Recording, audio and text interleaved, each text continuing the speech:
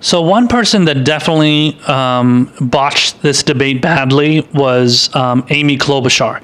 Now, she was the person that was, I believe, on the furthest left side, or from her vantage point, the furthest right side of the debate stage, and that's a very fitting place for her, not only because of her shitty poll numbers, but when it comes to Klobuchar, she is a utter embarrassment.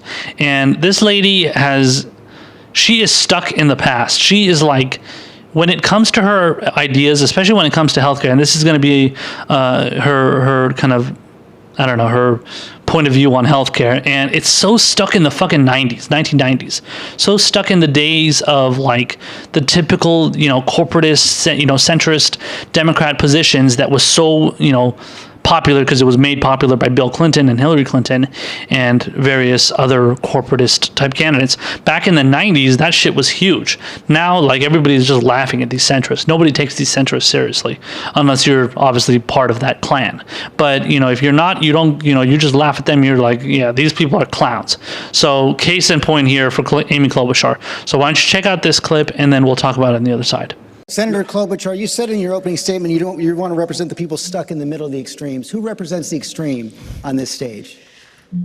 I think you know that I don't agree with some of these proposals up here, George. So I'm talking Which about ones? if I could respond to some of the proposals from my friends.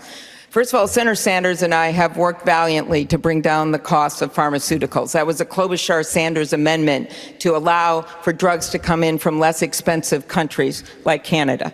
We have worked to bring down the cost by fighting to allow 43 million seniors, that's a bill I lead, to negotiate for better prices under Medicare. I figure that's a lot of seniors, and they should be allowed to get a better price. But when it comes to our health care and when it comes to our premiums, I go with the doctor's creed, which is do no harm. And while Bernie wrote the bill, I read the bill. And on page 8 of the bill, it says that we will no longer have private insurance as we know it. And that means that 149 million Americans will no longer be able to have their current insurance. That's in 4 years. I don't think that's a bold idea. I think it's a bad idea. And what I favor is something that what Barack Obama wanted to do from the very beginning, and that is a public option, a nonprofit choice that will bring down the cost of insurance, cover 12 million more people, and bring down the prices for 13 million more people. That is a bold idea. Okay, that's not a bold idea. That's just, you're just pushing for the same exact thing that Barack Obama wanted, and Barack Obama couldn't even fucking do it. He couldn't even fucking push it. He didn't even end up doing it. He ended up pushing for the individual mandate. So when you talk about Barack Obama pushing for the public option, that's completely ridiculous. Talking about listen, these people are trying to do their best, and Amy Klobuchar is going to be out of this race in, I would say before the next debate. She's going to be out in like 2 to 3 weeks at the most. She is she's an utterly clueless politician. Like, she doesn't know what she's doing.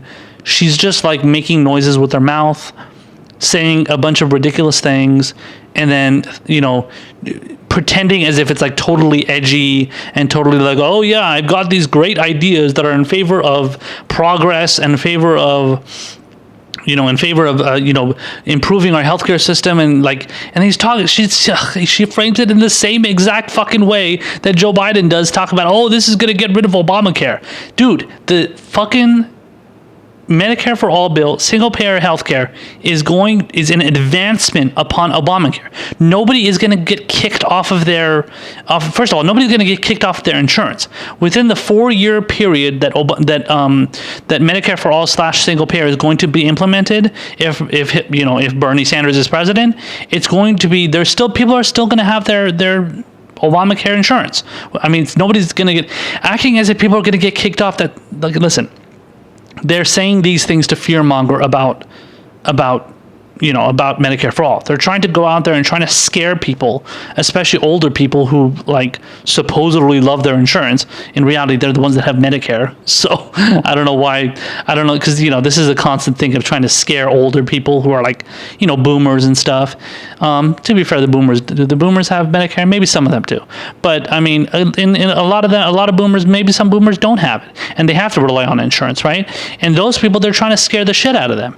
And particularly idiots like Klobuchar are trying to do that. And she's trying to go out there and talk about how this wonderful idea that President Obama pushed for, no, that he did not push for that.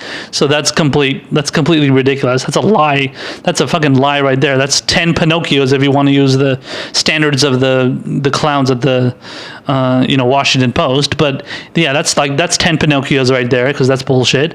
And then talking about how a bunch of people are going to be kicked off of the 140 million people are going to be kicked off their insurance. That's not true. That's fear mongering, and that's just putting out a bunch of misinformation and lies and trying to scare people and pretend as if Medicare for all / single payer is not an advancement and a better, obviously much better version of Obamacare, which was a right wing idea that was pushed by the Heritage Foundation, and Richard Nixon and Mitt Romney made it law in Massachusetts when he was governor. So and the Republicans pushed for it in Congress in the 90s in opposition to Hillary Clinton's universal health care ideas. So, and that was in the 90s when she was first lady. So, yeah, no, you're a liar, and you're not making any sense, and you're not convincing anybody to support you or vote for you with this kind of bullshit.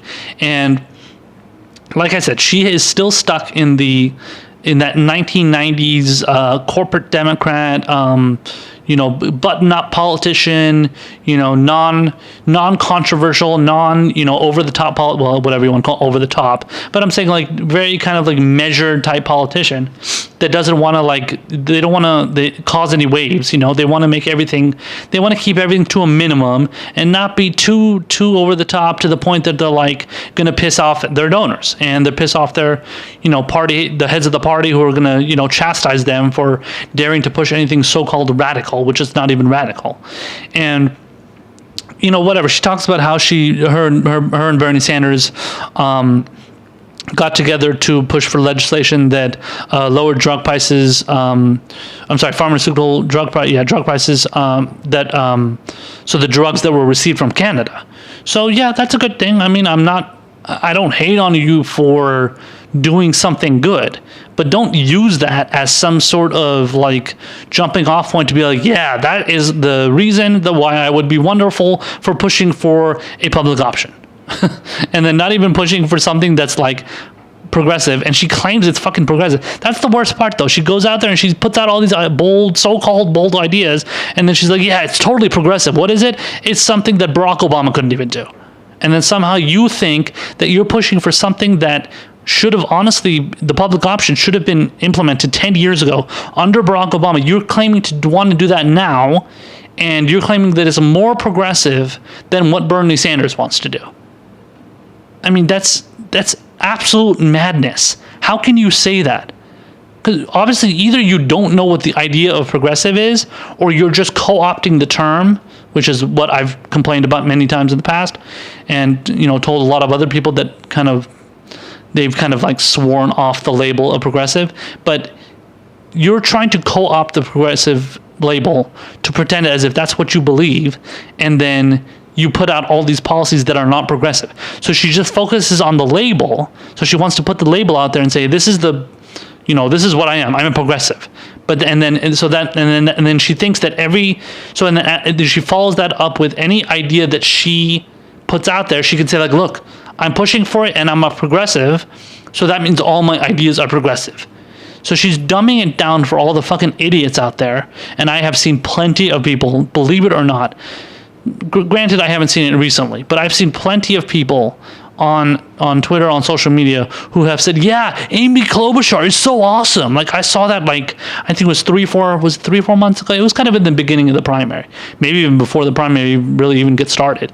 And everybody, people were like, putting out these polls and like, yeah, how about Klobuchar and Kamala Harris? Yeah, awesome ticket right there. And then, strong, powerful women. And it's like, oh my God, like, could you people be any more insane and out of touch with your choices? And then, in another part of the debate, she was talking about how, these are the ideas. I think she even mentioned it there. My ideas are the ones that people the people want and the country is looking for. But then that begs the question, then why are you only polling at 1%? Kyle Kalinske of Secular Talk made this argument, and he's absolutely right. How are you only 1% if the entire country is just fucking begging and having a big desire for your ideas? Obviously your ideas suck, and you're not advocating for anything that anybody really wants. You're just going out there and just making stupid noises with your mouth and thinking that you sound inspiring and edgy and really kind of like inspiring people. You're not inspiring anybody. You're only inspiring the people, the handful of people that know you, the negative 7 people out there that are even going to even vote for you. And you're not going to get anybody's vote. Now, whatever she's done in the Senate or whatever is fine. She's whatever. She's, like I said, she pushed for the lowering of the drug prices for drugs that come from Canada. That's great. And she teamed with Bernie Sanders on that. I think Bernie Sanders has complimented her on in an interview regarding that, or at least complimented her, not with that specific policy, but that specific legislation. But he has complimented her in the past, but he shouldn't, honestly. Bernie needs to stop playing footsie with the other corporate Democrats. It's not to his benefit, and especially when it comes to somebody like Amy Klobuchar, who's totally just out of touch and boring, and she doesn't have anything of value to add to any kind of democratic debate. But that's the thing. She thinks she's really edgy. She thinks she has something to deliver, and she thinks that, pushing some moderate moderate and just kind of out of touch, out of date, really, policies that nobody in this day and age really wants. Nobody wants to push for. Nobody wants a public option. Nobody wants what is truly a centrist position. I would say generally centrist position, because the progressives are the ones that believe in Medicare for all. But then you can also make the case that the people in the country, people in the country, the majority of the people in the country support Medicare for all more than anything, more than Obamacare. They would prefer to give up their insurance if they could get Medicare for all and then keep their doctors. So people support Medicare for all. So, but it's not a centrist position. It's a progressive position. The centrist position among the party, not the people, among the party is the public option and stuff like that. Some derivative of that. But the Medicare for all is what the people in the United States want. Is what majority of people in the country want. So technically you can call that position. You can call that idea centrist. If you ask people all around the world, the idea of Medicare for all is centrist because it's just the logical thing to do, to have people get healthcare for all, to get access to healthcare, not just access, but to get healthcare. Because access is a bullshit line that they use. Access to healthcare. No, you don't need. Everybody has access to healthcare. You're talking about the idea of getting healthcare. So the idea of getting healthcare, nobody has that issue in UK, Canada, Scandinavia, Germany, France, all these countries. They're all getting healthcare, and they don't have to worry about the access. They get it.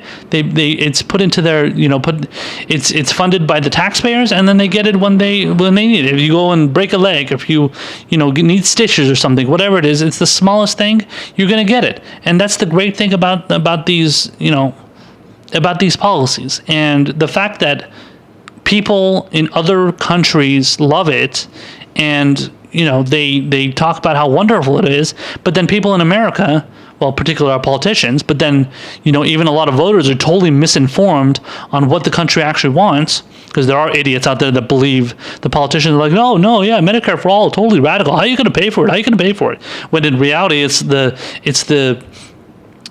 current healthcare system that is ridiculously high, and the number of people in this country, 45,000 people die every single year from lack of healthcare. And I mean, that number right there that's worse than gun violence. The number of people that die from guns every year is 32,000 people a year. 45,000 people are dying from lack of healthcare.